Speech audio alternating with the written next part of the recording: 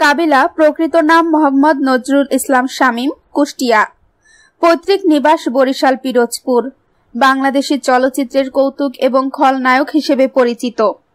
কাবিলার একটি অন্যতম পরিচয় তিনি একজন জাতীয় বক্সার, খেলেছেন ব্রাদার্স ইউনিয়ন ক্লাবে।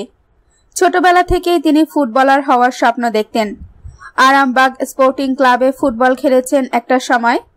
ফুটবলার হিসেবে স্বীকৃতি না পেলেও অভিনয়ে তিনি জাতীয় স্বীকৃতি লাভ করেন।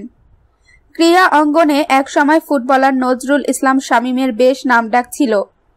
ভাগ্য তাকে টেনে আনল অভিনয়ের জগতে। নজরুল ইসলাম শামীম নাম বদলে হয়ে গেলেন কাবিলা।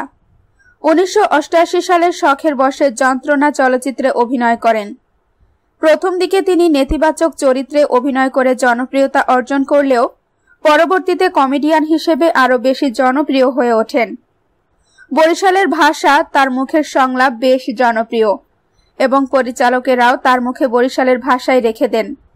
তিনি ভিলেন থেকে কমেডিয়ান হন মূলত দিলদারের মৃত্যুর পর। কাবিলাকে সবাই এখন কমেডিয়ান হিসেবে দেখেন, কিন্তু শুরুর দিকের প্রায় সব ছবিতেই ছিলেন ভিলেন।